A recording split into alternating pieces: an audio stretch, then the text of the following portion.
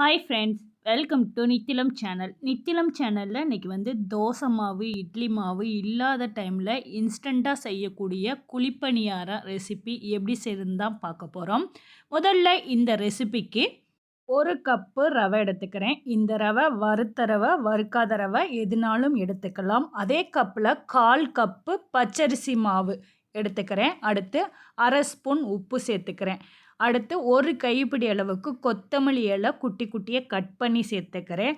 அடுத்து ஒரு medium size கேரட்டை துருகி இது கூட சேர்த்துக்கிறேன்.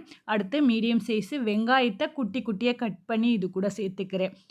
அடுத்து ஒரு குட்டி சைஸு தக்காளியை கட் பண்ணி சேர்த்துக்கிறேன். காரத்துக்கு பச்சை மிளகா உங்களுக்கு எந்த அளவு வேணுமோ அந்தளவு சேர்த்துட்டு மிக்ஸ் பண்ணிக்கிறேங்க.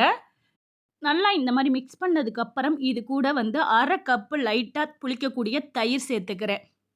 இந்த மாதிரி சேர்க்கும்போது நல்ல டேஸ்ட்டாக இருக்கும் குழிப்பணியாரம்.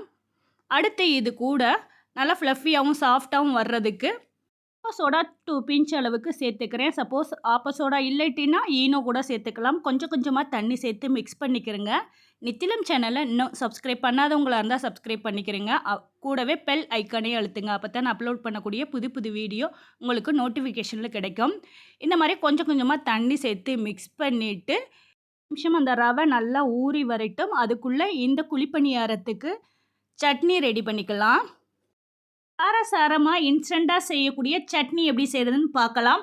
அடுத்து ஒரு மிக்ஸி ஜாரில் 1/4 கப் அளவுக்கு தேங்காய், ஒரு 5 பல்லு சின்ன வெங்காயம், காரத்துக்கு உங்களுக்கு எந்த அளவு வேணுமோ அந்தளவு பச்சை மிளகாய் சேர்த்துக்கிறேங்க. கொஞ்சமாக இஞ்சி, கொஞ்சமாக புதினா, ஒரு கைப்பிடி அளவுக்கு கொத்தமல்லி இலை, 2 ஸ்பூன் பொட்டுக்கடலை, தேவையான அளவு உப்பு சேர்த்து தண்ணி சேர்த்து நல்லா மைய அரைச்சிக்கிறேங்க.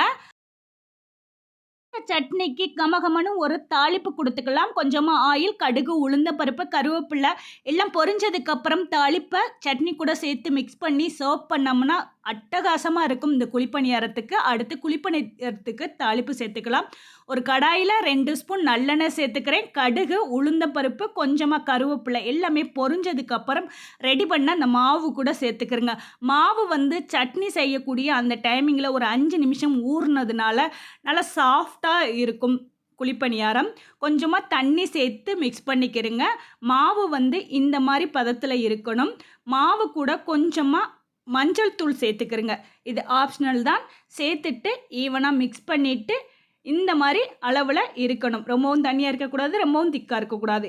அடுத்து குழிப்பணியார கல் நல்லெண்ணெய் சேர்த்துருக்கேன். நல்லா ஹீட் ஆனதுக்கப்புறம் ரெடி பண்ண மாவை இது கூட சேர்த்துக்கிறேங்க. மாவு சேர்க்கும் போது அடுப்பை சிம்மில் வச்சுருங்க. மாவு எல்லா குழியிலையுமே ஊற்றுனதுக்கப்புறம் அடுப்பை மீடியம் ஃப்ளேமில் வச்சு மூடி வச்சுருங்க.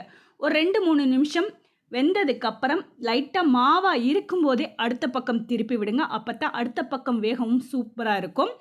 பக்கம் வெந்ததும் அடுத்த பக்கம் திருப்பி விட்டு நல்லா வெந்ததுக்கப்புறம் எடுத்துக்கிறேங்க. நல்லா ஆயில் கூடவே சேர்த்தோம்னா நல்லா மொறு மொறுன்னு இருந்தது.